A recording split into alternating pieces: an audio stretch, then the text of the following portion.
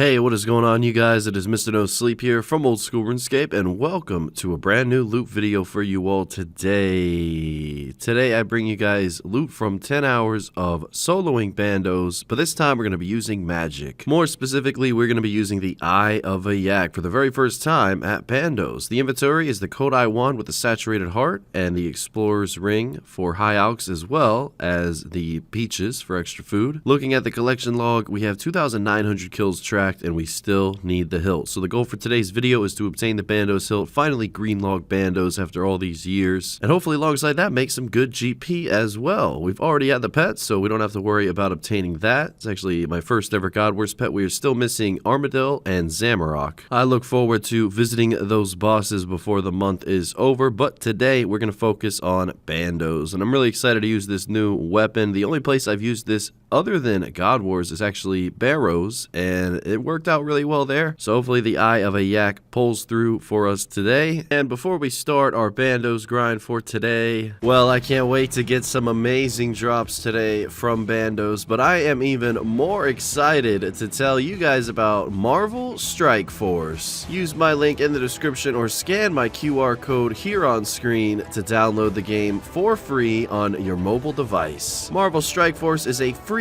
mobile squad RPG that allows you to battle with your favorite team of superheroes and supervillains in a fight to save the universe against threats like Doctor Doom and Apocalypse. Your goal is to power up your favorite characters to complete missions, unlock gear and other resources, and beat other players in PvP modes such as Alliance War and Arena. You're going to be recruiting both heroes and villains from across the multiverse, including Iron Man, Wolverine, Venom, and much more. From there, power up your characters to take on game modes like Campaigns, Arena, and Blitz. And if you're a new player, you can unlock up to 17 total characters within the first 30 days, including Spider-Man, Thor, Captain America, and more. Get playing right now and you can get your free character for October. The Undying team is back to haunt this spooky season. Unlock Zombie Iron Man for free by using promo code Halloween. Zombie Iron Man is a key member of the Undying team, which dominates in Alliance Wars. Don't miss out on building your Undying team, as they will only be available this Halloween season. And the Undying team featuring the Zombie Iron Man, which is obtainable via promo code Zombie Juggernaut, Zombie Scarlet Witch, and so much more. And with so much waiting for you, the real question is, what are you waiting for? Use my link in the description below or scan my QR code on screen here to download the game today for free. And a huge thank you to Marvel Strike Force for sponsoring today's video. Okay, let's start that 10-hour timer, and I'm going to show you guys a full kill. So we're going to click on the saturated heart, enter the room. I'm not going to bother with an instance this time, but now we're going to go in for the ice barrage. And once we have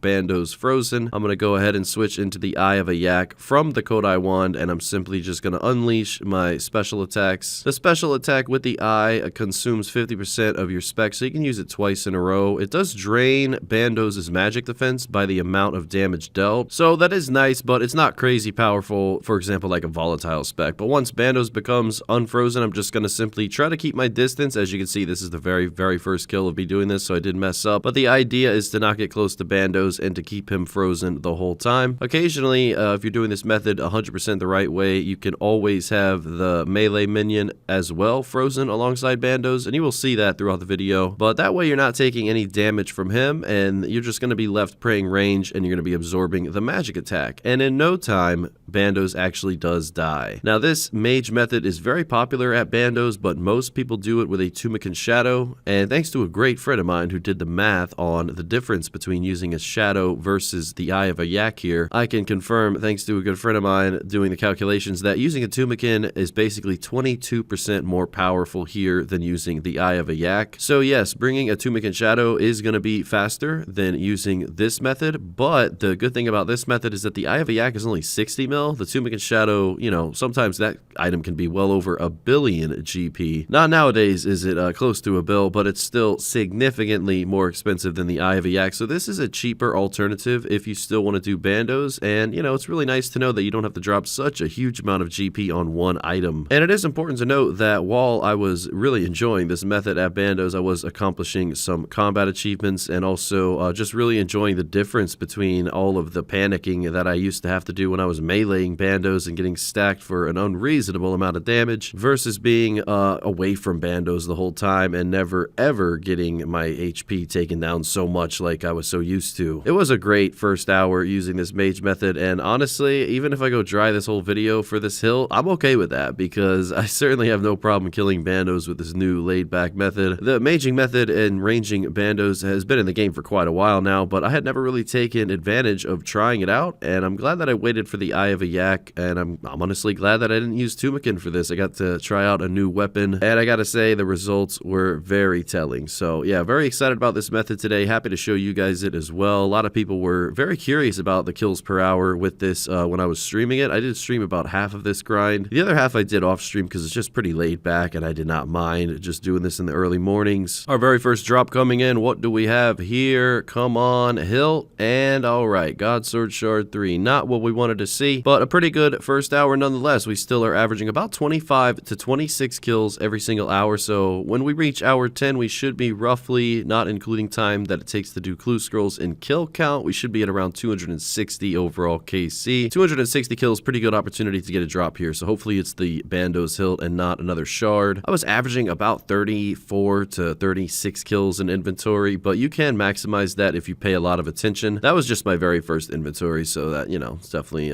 worth noting. Bones to Peaches, as well as bringing Blood Barrage for the minions, and you do get shark drops. You also get occasionally manta rays and potatoes, so you're always going to have food on the floor. This is why it's critical to use an instance instead of the normal room, just because it's easier to juggle all this food throughout your inventory. And for the lame and even uncommon rare drops like this annoying rune square shield, you're going to want to bring that Explorer's Ring, so that way if you're on the ancient spellbook, you can simply one-click high alch all of these drops, and it does renew every day. So yeah, you can always bring it back every other day to save on losing out on drops. All right, well, it took no time to stack up 5 hard clue scrolls, and we also got 1 elite clue from the actual boss, which is pretty strange. I don't really get elite clues from the bosses that often, but nevertheless, we will stack up all the clues and save them for the very end of the video, and if we don't get any luck at Bandos, well, there's always the clue scrolls. All right, well, overall KC looking pretty good. 3,000, so much nicer to see that on the high scores versus the original 2,900 that we started at. But the real question is, where is my hilt? I have never gone so dry for such a strange item. Nice to see yet again another Grandmaster this task being completed here. Another combat task, 6 points for that. We will take that. So it's not only you know, trying out a new method here, but you're also going to get all those nice combat tasks completed, combat points, whatever you want to call them. A lot of people have been asking me to do a video related to those things, but I just haven't looked into it. What can I say? Guilty as charged, but it's nice to obtain a few today at Bandos. Well, we are halfway into the video so far, and you'll notice that in the inventory, I do have the Eldinis Ward, and if you look in the old school RuneScape wiki, using the Eye of a Yak, there's a rune sword. You hate to see that. Always have to show a rune sword clip in a God Wars video. It's iconic. But yeah, if you do notice, using a Tumuken Shadow, you can't even bring a shield with that weapon, but with this method, you can. So I prefer bringing an Elysian. Now, that's 550 mil. Obviously, not everyone can afford that. However, if you get drops like these, you can afford that in no time. Bandos task sets, our very first official drop of the video. 16.8 mil. It's not as expensive as the hilt or the chest plate, but it's still a nice price. I will happily take that. It's better than the boots, that's for sure. But if you can't afford the Elysian Spirit Shield, use that Eldinis Ward. Use an Arcane. It's definitely going to bring you faster kills. It's just you're going to be taking a little bit more damage. But again, with this method, as long as you're keeping your distance and using your blood spells accordingly and your bones to peaches, you should be 100% fine. So yeah, just wanted to point that out, that these kills would have been much faster had I prioritized the Eldinis Ward. However, I only brought it for 1 inventory, and I was not liking how much damage I was taking, but that's just me. Everyone has their preference, and yeah, I would just recommend you try out both shields before you make your mind up about which you want to bring, because you can always bring both. These trips really did last quite a while, and using an instance every time just made them even more extended. I was picking up God Sword Shards 1 through 3 left and right from these minions, but unfortunately no minion drops this video. Last Bandos video I did about 3 months ago, this was actually a duo video, and my partner in that video did get minion task sets, so if you do decide to come here alone, at least you don't have to split any drops you get, but you're only going to be dealing with your luck, not you or your partners. So it just depends on where your luck is lying. With over 260 kills in 10 hours being completed, my luck was okay today. We did manage to get one drop. So with that being said, let's go ahead and do the price check. That took no time at all. Very laid back grind. The very first price check is all the normal loot and the alkables included. Looks like overall we have 8 million GP, over half of that just from the coin drops combined with using the Explorer's Ring for all those high alks. So that's not too bad. Let's go ahead and do the second price check. This is just the one rare drop that I got, the Bandos task sets. An additional 17 mil from these task sets. So the overall loot in 10 hours comes out to be 25 mil. The total supplies that I used, only 5,600 demon tiers, which if you look at the current price of the demon tier being 160 coins, it was overall just about 1 mil in tiers and probably another 1 mil in runes and potions. So 23 mil profit in 10 hours. And now we're going to go ahead and open up 7 hard clues on top of 1 elite clue and any masters if we happen to get them. Okay, just a few more hard clues here, and looks like we'll be able to do them all in one inventory. There we have it, 600k from the hard clues, and from the elite clue, another 171k. There we go. That'll help take care of supply costs. Always do your clues. One day they will pay off. And to, I guess just wrap up this video, I did decide to finish up with another 40 Bandos kills. That way I would end at 3,200 even, and we could just kind of come back in the future. Probably do 3,200 up to 4,200 in a future loot from 1,000 Bandos video. I did get a Dragon Med Helm, which I think is more uncommon than an item, so that was kind of annoying to see. But nevertheless, it was nice to wrap up at Bandos and get a nice even KC for the high scores. Well, that is going to be it for today, ladies and gentlemen. Better luck next time, but thank you so much for watching. I hope you consider using this method at Bandos. Really do recommend it, and it was very laid back. A huge thank you to the YouTube channel members with a special shout out to Gentle Jester, the Mr. Borgia 2, xXzoticx, DeceptionZ, and DaeDogGaming. I will see you guys soon with 10 hours of solo Zamorak, and until then, a reminder to check out our sponsor today in the description below. Really does help out the channel a lot. And I'll see you guys next time. Until then, Mr. No Sleep, out.